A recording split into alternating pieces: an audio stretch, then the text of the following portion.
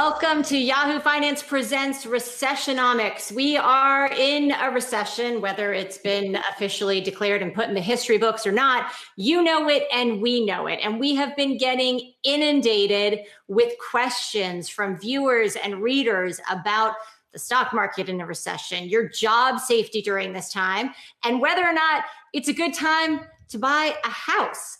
I want to bring in the Yahoo Finance All-Star team to answer all of your recession questions. My co-host, Miles Udlin, one and only Rick Newman, and of course, we couldn't do this without Brian Chung. We are all here to answer your questions. There are lots of them.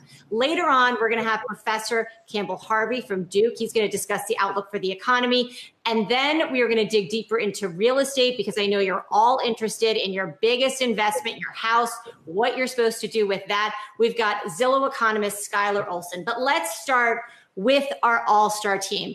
The number one question that we have been getting from viewers is what is going on with the stock market? Why is the stock market going up, Rick Newman, when the economic data keeps coming out and it is the worst that we have seen? We keep getting data. We're like, oh, this is the worst in history. This is the worst since the 1930s. And the stock market keeps going back up from its lows. What's happening?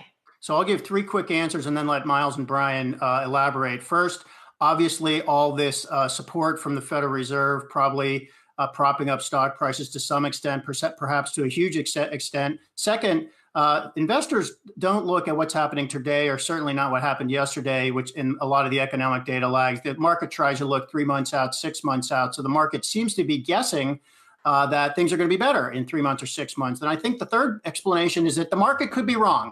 The market might be going up when it shouldn't be going up. Miles, can the market be wrong? Of course, the market could be wrong. I think, Rick's first answer is why the stock market went up as quickly as it did. And it's because the Federal Reserve said that what we had in 2008 was a liquidity crisis. There was a crisis in the banking system. Now, this started elsewhere. This remains a public health crisis first and foremost. And the Fed has said time and time again that they are not going to let this turn into a liquidity crisis in the economy. There's going to be a lot of other problems. I think we have a labor crisis right now. The restaurant industry is in crisis and is probably going to take many, many years to sort out what its future looks like. But those problems, in the Fed's view, are not going to be created by a lack of money in the system. And all else equal, if the Federal Reserve is saying, we're going to make sure there's enough money in the system, that is going to be positive, or at least investors have learned to believe this will be positive for risk assets. And I think that's the simplest thing that has backed the stock market. Also, and Brian can speak to this as well, the economic data have been so bad that it's kind of a simple bet. Investors don't think it will keep getting worse. Even though it's going to be bad through the summer, it won't get worse at an accelerating rate. And for financial market investors, that is often good enough to price assets at a higher level, even if slightly higher than they were just a bit before. And Miles is right on that point. When we look at the economic data, there was a tide change in the sentiment between those people that were watching things like the jobless claims on that Thursday morning in March, where everyone saw and realized just the depth of this recession. It caught national headlines. Everyone was tuned into just how sharp it is. Here we are in week 8 or week 9 now of a lot of the widespread shutdowns across the country. And you have people that almost are desensitized by that eye-popping multi-million number that we see every Thursday morning. And it was the same thing with the March and the April jobs reports. People are just kind of charging through those reports because we've already acknowledged that things, yes, they're going to get worse, but things are already so bad. The marginal difference is not any more shocking than it was the week before that. But to Rick's earlier point, yes, there maybe is this idea that the stock market is pricing in expectations for the future. But I would argue that as we really see the carnage that's being done to the labor market, as Miles pointed out, but also structurally to just the types of businesses that might not make it to the other side of this, businesses that will have to shut down, whether or not it's the one on Main Street or the one that's going to be some large corporate that could be in danger of defaulting because they can't issue any debt.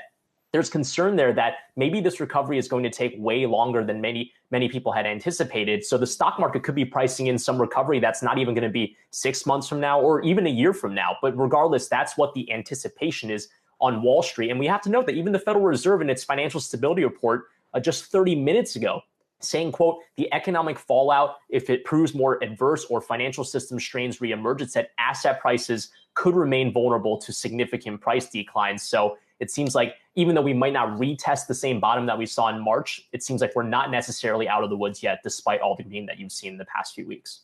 And to Brian's point, we just have no idea what the depth and length of this recession is. And Rick Newman, there were a lot of questions about that. Sort of when will we know that the worst is over, and what the outlook for the recovery is? What are the experts saying about that? Because look, people, you realize maybe you've lost your job, but you think it's going to come back. I mean, how do we know how quickly this is going to happen?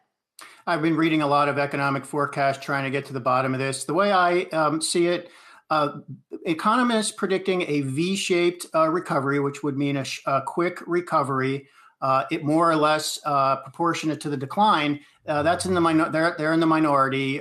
More economists think it's going to be a drawn-out recovery, and I think there's a big difference between the worst is behind us and when this starts to feel good again.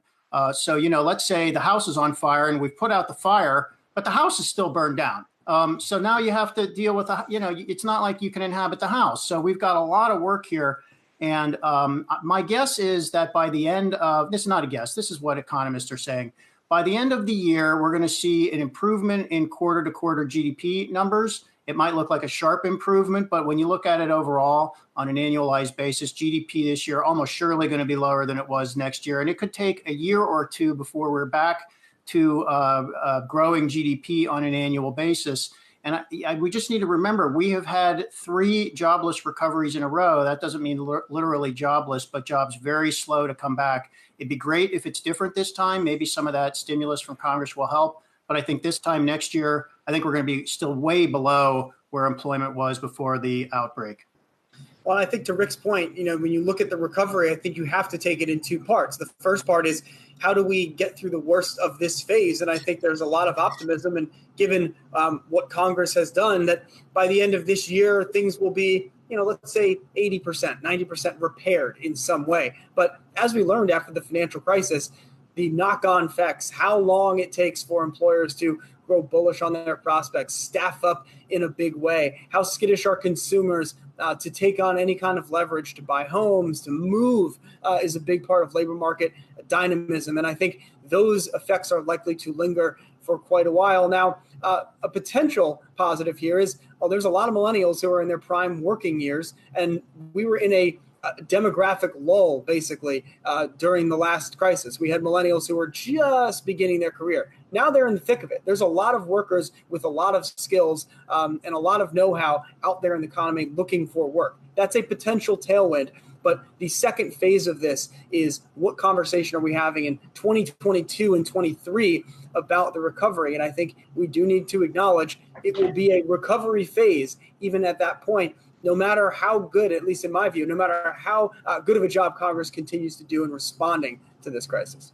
Last question, quick to you, Brian Chung, from a viewer. Do you have to have a vaccine to get out of the recession?